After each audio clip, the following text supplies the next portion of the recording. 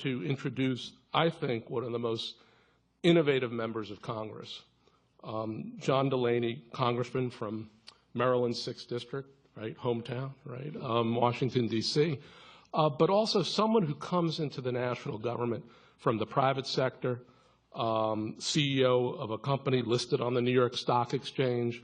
This is really someone coming in not just with private sector expertise in the abstract, but with ideas that can be deployed for, again, a very different kind of moment where the national government needs to be a stable and reliable partner, a platform, a foundation for investing in the kind of infrastructure that moves our country forward.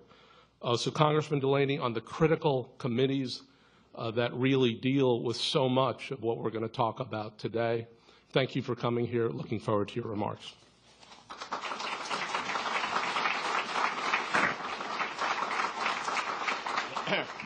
Thank you, Bruce, for that very nice introduction and for all the work you do. And I want to thank everyone for being here and for your significant participation in Infrastructure Week. It's obviously a topic near and dear to my heart. And I also want to thank Brookings for hosting this and for all of your contributions to this topic and generally your contributions to public policy in this country, which in many ways is singular. So it's great to be here and it's great to be part of a Brookings event. So, in my judgment, increasing the infrastructure investment in the United States should be our top domestic economic priority by any measure. And I say this for really 3 reasons. The first reason relates to some of the things that Bruce touched on, which is that it's an incredibly important jobs program to some extent, and it particularly focuses on creating middle-skilled jobs, which is exactly what this country needs.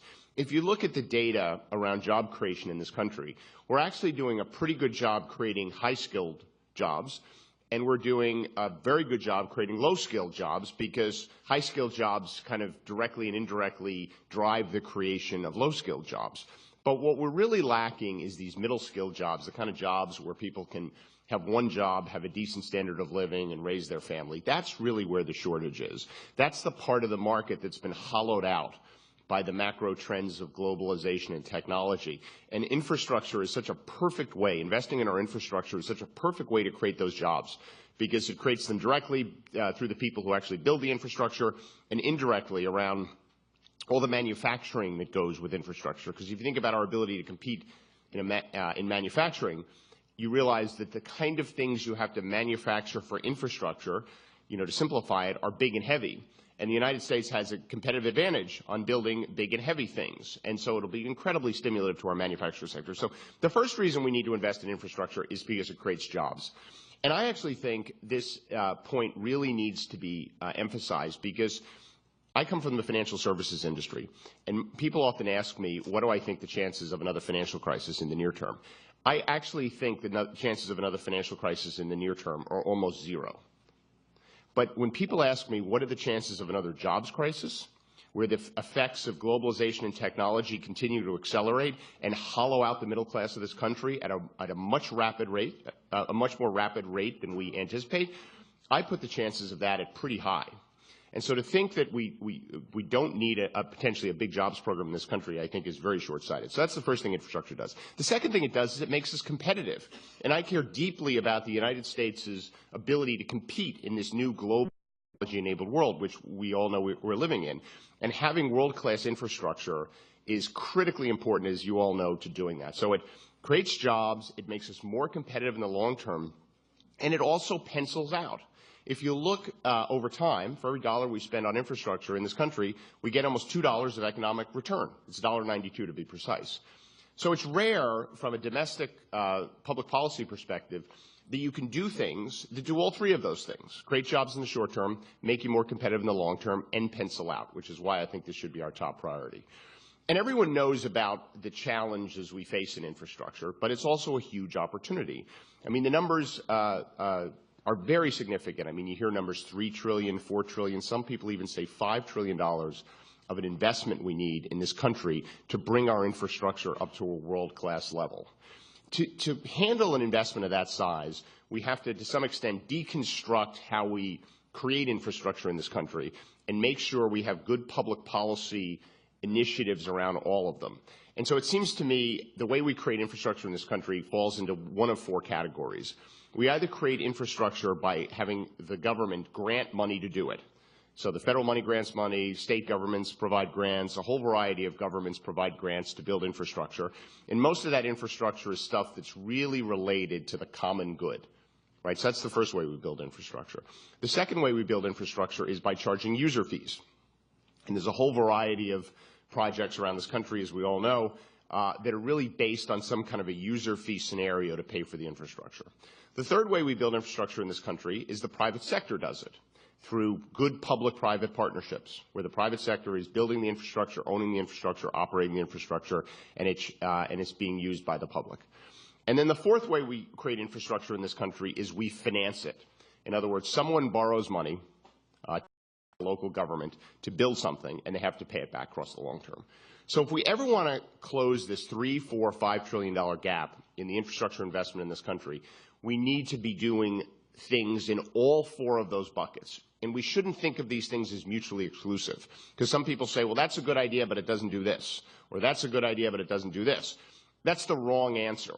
We need multiple tools in our toolkit. If we really want to have a meaningful improvement in the infrastructure in this country and make a significant investment in the infrastructure in this country, we have to do it in a lot of different ways because it's a very complicated and sophisticated landscape. So that's the other thing I like to tell people. Have an open mind. All of the tools are virtuous because we have such a big need.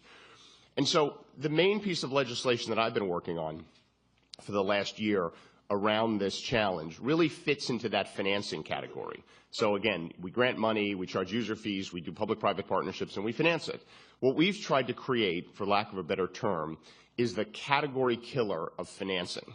In other words, the big 800-pound gorilla that will take care of a lot of the financing needs that this country has in the long term. And that's what we've created with something called the Partnership to Build America Act, which was a bill that I introduced in the House of Representatives almost a year ago, and it had a companion bill introduced in the Senate a few months ago.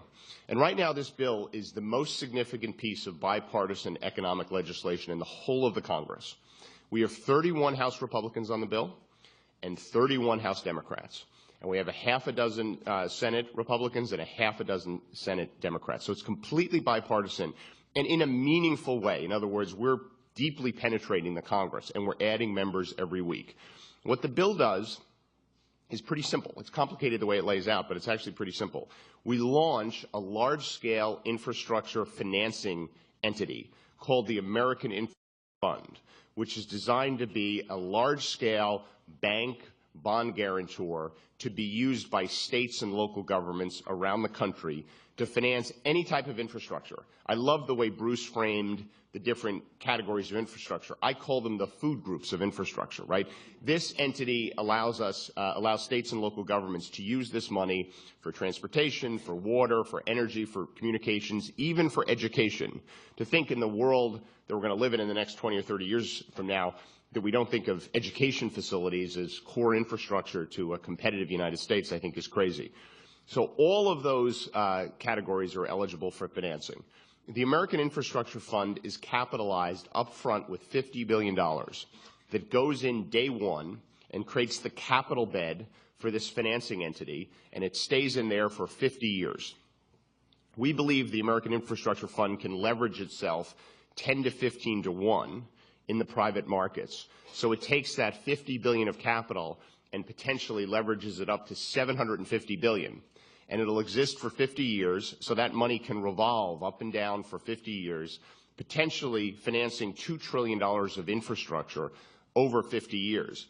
And if you do the math on that, that would create 3 million jobs in this country, which is more jobs than exist in my home state of Maryland, just to put it into perspective. So that's what the American Infrastructure Fund does. The way it's capitalized is very unique. The government does not put the $50 billion into the entity. It's put in by private companies who buy bonds, very cheap, non-government guaranteed, long-term bonds, 50-year, 1%, not government guaranteed. They would never make this investment in a normal kind of free market system. But to create an incentive for them to do this, we say that for every dollar a U.S. corporation invests in the American Infrastructure Fund, they get